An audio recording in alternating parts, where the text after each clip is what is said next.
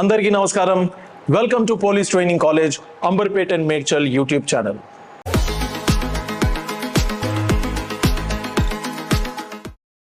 ఇవాళ వీడియోలో మనము భారతీయ న్యాయ సంహితలో డౌరీ డెత్కు ఉన్నటువంటి ప్రొవిజన్ గురించి చాలా డీటెయిల్డ్గా అండ్ క్రిస్టల్ క్లియర్గా తెలుసుకోబోతున్నాము.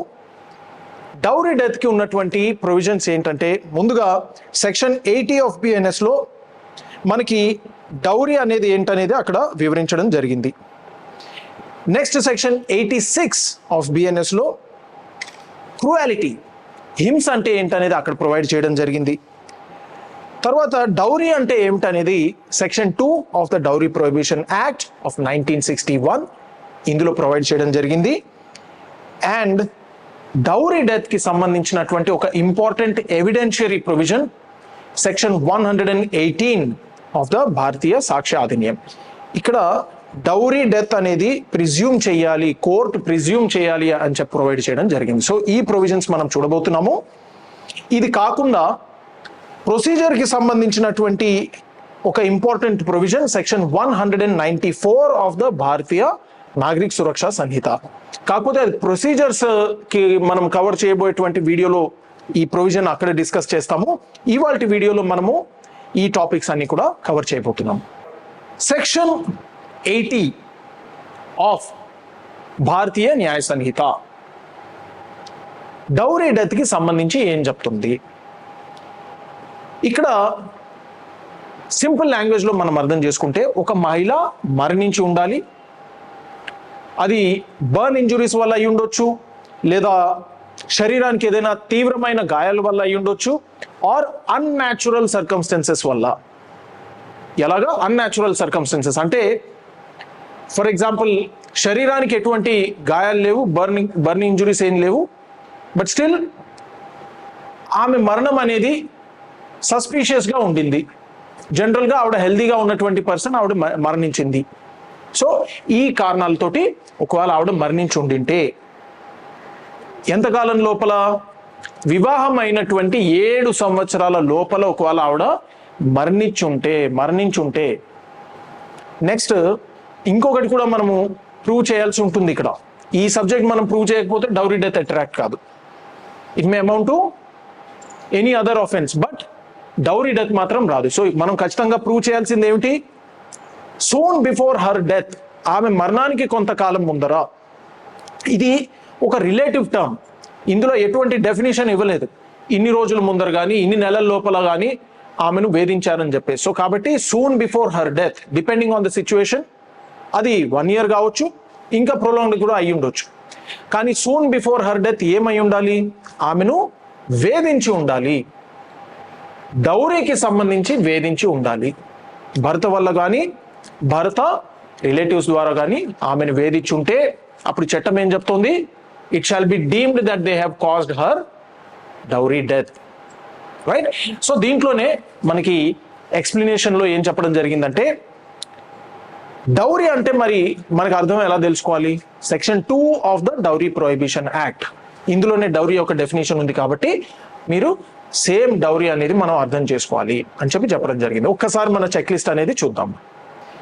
సో ఇప్పుడు మనం చూస్తున్నది డౌరీ డెత్కి సంబంధించినటువంటి చెక్ లిస్ట్.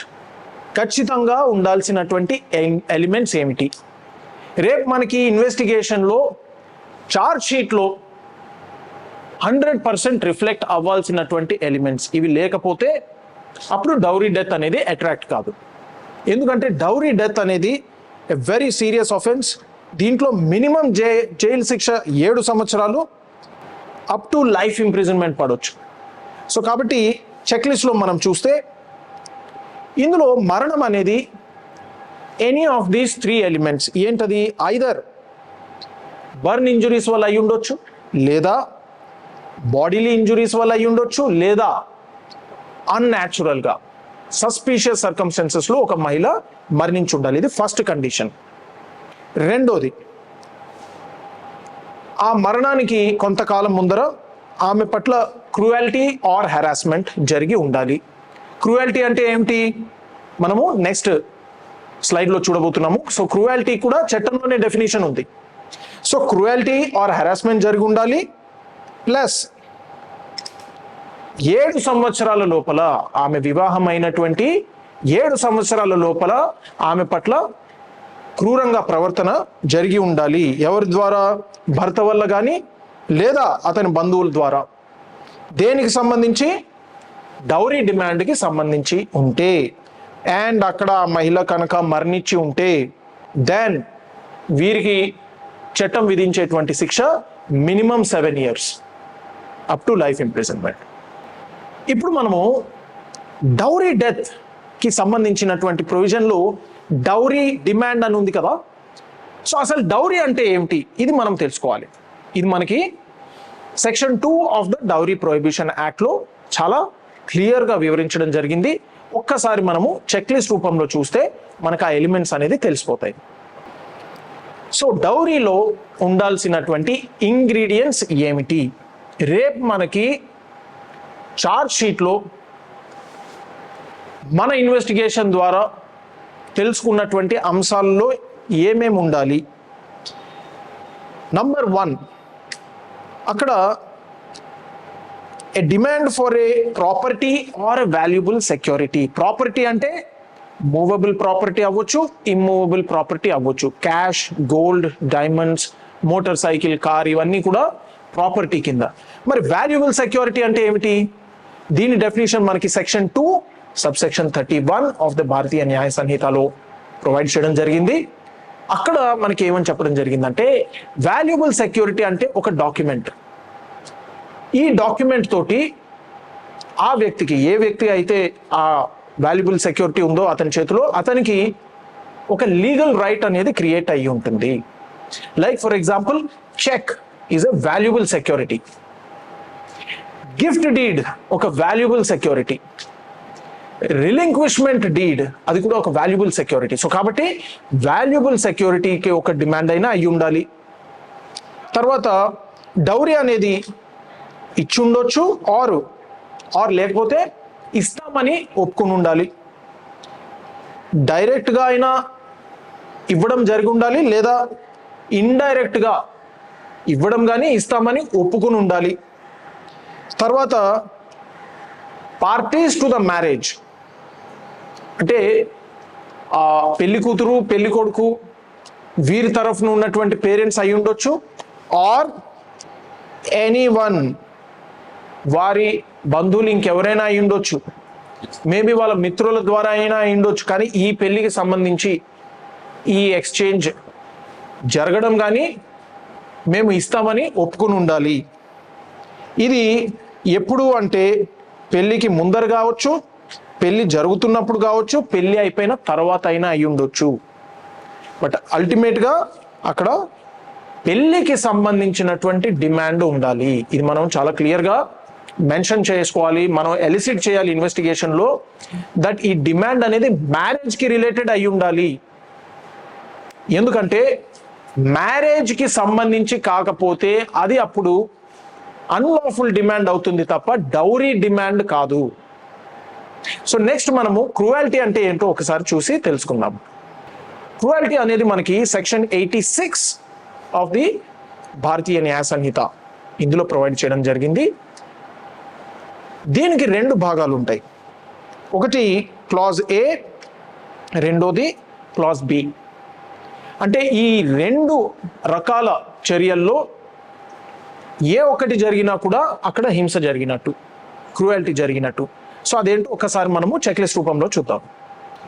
సో ఈ చెక్ లిస్ట్లో మనము ఇక్కడ 2 పార్ట్స్ చూడొచ్చు. ఇది పార్ట్ 1 ఆర్ ఇది పార్ట్ 2. మొదటి భాగంలో మనం చూస్తే ఒకటి wilful conduct on the women. ఉద్దేశపూర్వకంగా ఒక మహిళ పట్ల ప్రవర్తన జరిగి ఉండాలి. ఎటువంటి ప్రవర్తన? ఆ మహిళ ఆత్మహత్య చేసుకున్నా లేదా చేసుకునే అంతగా ప్రేరేపించేటువంటి ప్రవర్తన, లేదా ఆ మహిళ పట్ల తీవ్రమైన గాయాలు కలిగించేటువంటి ప్రవర్తన, లేదా ఆ మహిళ ప్రాణానికి కానీ ఆమె ఆరోగ్యానికి హాని కలిగేటువంటి ప్రవర్తన. ఇందులో ఆరోగ్యం అంటే మానసిక శారీరక ఆరోగ్యం అని చెప్పి ఈ చట్టంలోనే ప్రొవైడ్ చేయడం జరిగింది. సో కాబట్టి ఒకవేళ ఒక వ్యక్తి ప్రవర్తన వల్ల అతని భార్య మానసికంగా డిప్రెషన్లోకి వెళ్ళిపోయి సైకియాట్రిక్ హెల్ప్ తీసుకోవాల్సినటువంటి పరిస్థితి వచ్చింది, ఇట్ అమౌంట్స్ టు క్రూయల్టీ. ఇది మొదటి భాగంలో. రెండో భాగంలో మనం చూస్తే వేధింపులు, హెరాస్మెంట్, క్రూయల్టీ జరిగి ఉండాలి. దేనికి హెరాస్మెంట్ అయి ఉండాలి? ఆమెను బలవంతంగా ఏదైనా అన్లాఫుల్ డిమాండ్ మీట్ అవ్వడానికి ఆ హెరాస్మెంట్ జరిగి ఉండాలి. ఇక్కడ అన్లాఫుల్ డిమాండ్ ఉండాలి.